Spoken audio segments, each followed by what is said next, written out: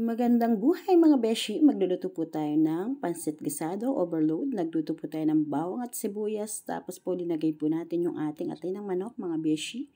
And then nagmekos-mekos po tayo ng slight na mekos-mekos. Tapos po naglagay po tayo ng powdered black pepper mga beshi. Ayan po.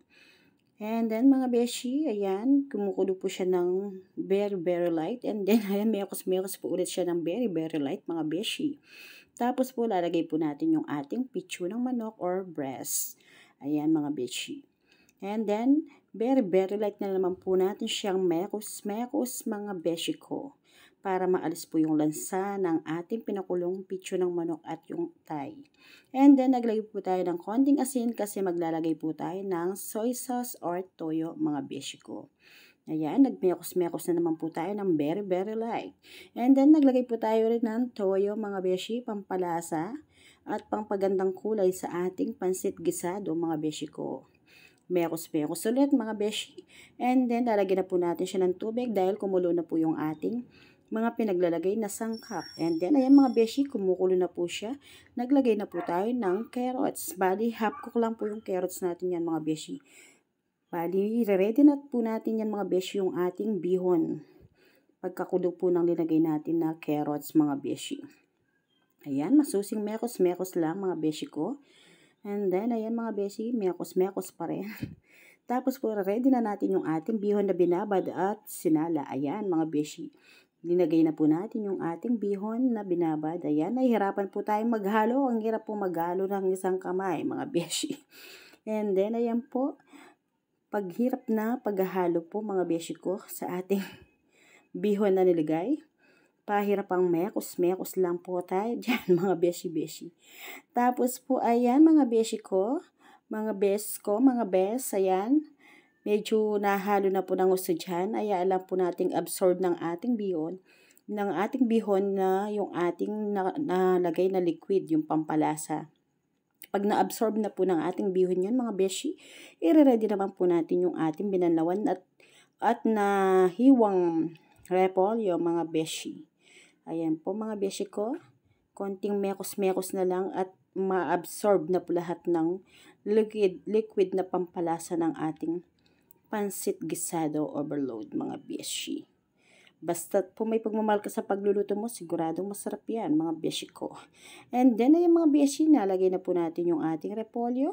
Ayan, at mahirapan na naman tayo magmekos niya dahil lapaw po yung ating lalagyan.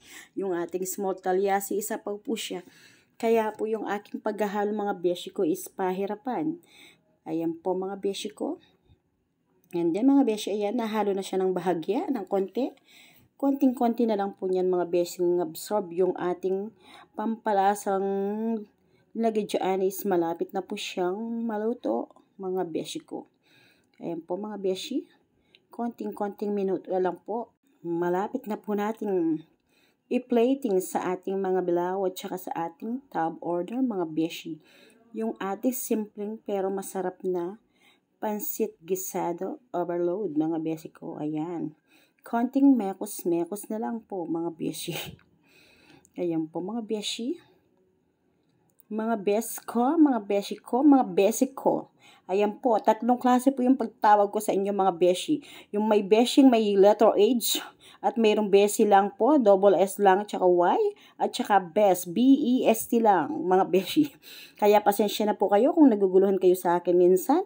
Minsan po is tawag ko sa inyo is beshi, minsan naman po besi, minsan naman po is best. Yan po tatlong yan ang aking ginagamit mga beshi ko. Ayan po, masusing mekos lang siya mga beshi, malapit ng maluto yung ating pansit gisado.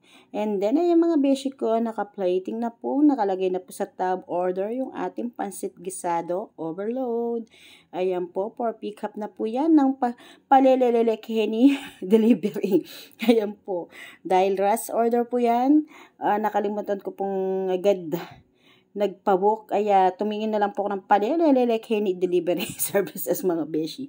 Ayan na po yung ating masarap na pansit gisado overload mga beshi. Wala pa pong lechong kawali yan, lalagyan pa po natin yan. Ayan po.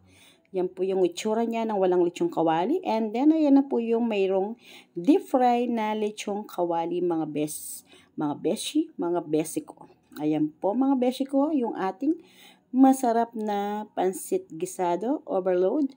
Basta't lutong Kapampangan, manyaman. Pero hindi lang po naman Kapampangan ang masarap na magluto. Lahat po tayo. Baka po magalit kayo sa akin.